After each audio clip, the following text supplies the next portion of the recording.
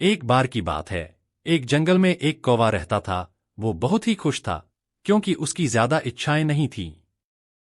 वह अपनी जिंदगी से संतुष्ट था, लेकिन एक बार उसने जंगल में हंस को देख लिया और उसे देखते ही सोचने लगा कि ये प्राणी कितना सुंदर है। ऐसा प्राणी तो मैंने पहले कभी नहीं देखा। इतना साफ और सफेद। यह तो इस जंगल में औरों से बहुत सफेद और सुंदर है, इसलिए यह तो बहुत खुश रहता होगा। कौवा हंस के पास गया और पूछा, भाई तुम इतने सुंदर हो, इसलिए तुम बहुत खुश होगे? इस पर हंस ने जवाब दिया, हाँ मैं पहले बहुत खुश रहता था, जब तक मैंने तोते को नहीं देखा था। उसे देखने के बाद से लगता है कि तोता धरती का सबसे सुंदर प्राणी है। हम दोनों के शरीर का तो एक ही रंग है, लेकिन तोते के शरीर पर दो दो रंग है। उसके गले में लाल रंग का घेरा और वो सूर्ख हरे रंग का था। सच में वो बेहद खूबसूरत था।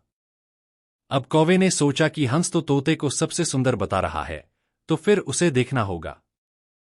कौवा तोते के पास गया और पूछा, भाई तुम दो दो रंग पाकर बड़े खुश होगे? इस पर तोते ने कहा, हाँ मैं तब तक खुश था जब तक मैंने मोर को नहीं देखा था।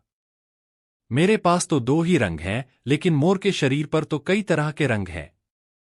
अब कौवे ने सोचा सबसे ज्यादा खुश कौन है, यह तो मैं पता करके ही रहूंगा। इसलिए अब मोर से मिलना ही पड़ेगा।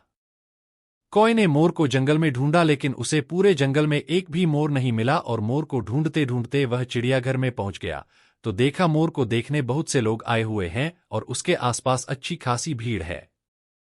सब लोगों के जाने के बाद कौवे ने मोर से पूछा, भाई तुम दुनिया के सबसे सुंदर जीव हो और रंग बिरंगे हो, तुम्हारे साथ लोग फोटो खिंचवा रहे थे।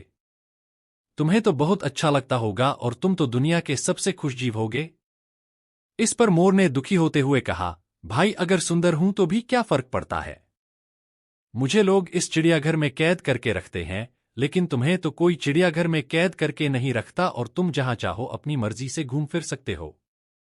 इसलिए दुनिया के सबसे संतुष्ट और खुश जीव तो तुम्हें होना चाहिए, क्योंकि तुम आजाद रहते हो। कौवा हैरान रह गया, क्योंकि उसके जीवन की अहमियत कोई दूसरा बता गया। दोस्तों, ऐसा ही हम लोग भी करते हैं। हम अपनी खुशियों और गुणों की तुलना दूसरों से करते हैं, ऐसे लोगों से जिनका रहन सहन का माहौल हमसे बिल्कुल अलग होता है। हमारी जिंदगी में बहुत सारी ऐसी चीजें होती हैं जो केवल हमारे पास हैं, लेकिन हम उसकी अहमियत समझकर खुश नहीं होते। लेकिन दूसरों की छोटी खुशी भी हमें बड़ी लगती है, जबकि हम अपनी बड़ी खुशियों को इग्नोर कर देते हैं।